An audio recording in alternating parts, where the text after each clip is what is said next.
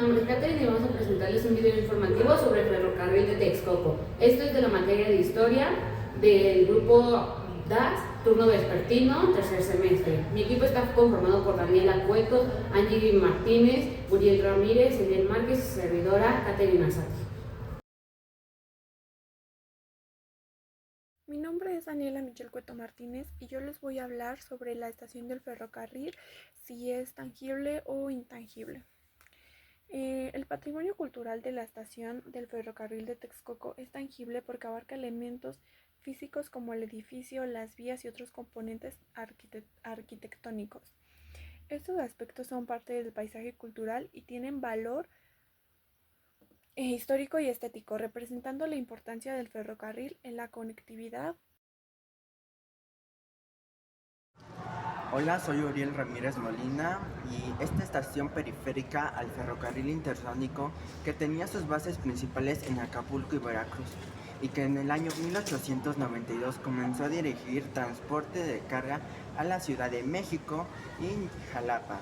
Esta estación, construida en el siglo XIX, presenta características arquitectónicas típicas en la época del estilo ferrocarrilero del Porfiriato. Algunas de sus características más destacadas son estilo arqueológico, ubicación estratégica y propósito comercial. Mi nombre es Eliel Márquez Estrada y les voy a presentar por qué es importante la preservación de la estación de ferrocarril en México.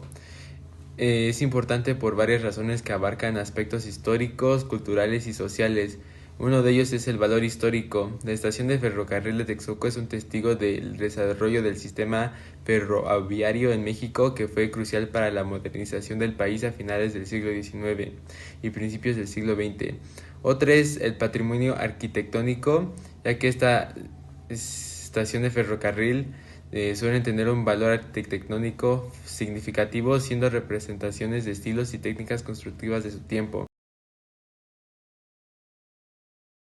Hola, mi nombre es Ángel Maed Martínez Ramos y voy a explicar la leyenda del ferrocarril de Texcoco. La leyenda del ferrocarril de Texcoco es una historia fascinante que se ha transmitido de generación en generación en México. Desde su inauguración, el ferrocarril de Texcoco estuvo marcado por una serie de eventos trágicos y misteriosos. Se decía que el tren estaba maldito y que quienes lo tomaban corrían el riesgo de sufrir accidentes, enfermedades o incluso la muerte. La leyenda cuenta que una joven llamada María, hija de un ingeniero que trabajó en la construcción del ferrocarril, murió trágicamente en un accidente de tren en la estación de Texcoco. Desde ese día se comenzaron a reportar avistamientos de una mujer vestida de blanco con el rostro desencajado y los ojos llorosos que se aparecía en el tren y en las estaciones. Se decía que María era el espíritu de la joven que había muerto en el accidente y que su presencia era un presagio de desgracia y muerte. Con el tiempo la leyenda de Texcoco se convirtió en una especie de mito urbano y la gente comenzó a evitar tomar el ferrocarril de Texcoco, especialmente de noche. Sin embargo, los que lo hacían aseguraban haber experimentado eventos extraños y inexplicables. La leyenda de María se convirtió en una parte integral de la historia y la cultura de la región. ¿Sabías que la estación del ferrocarril no solo fue un importante modo de transporte, sino también un símbolo de desarrollo regional? Inaugurada aproximadamente en 1895, la estación del ferrocarril de Texcoco formó parte del ferrocarril interoceánico conectando el centro del país con el puerto de Veracruz. La estación era reconocida por su arquitectura distintiva que combinaba estilos clásicos y porfirianos, reflejando la influencia europea de la época. Esta está ubicada en el centro de Texcoco, al lado de la central de abastos, o mejor conocida como el Mercado de las Flores. La extensión de las vías abarca aproximadamente 15.000 metros cuadrados. En el año 1892 empezó a dirigir transporte de la Ciudad de México a Jalapa.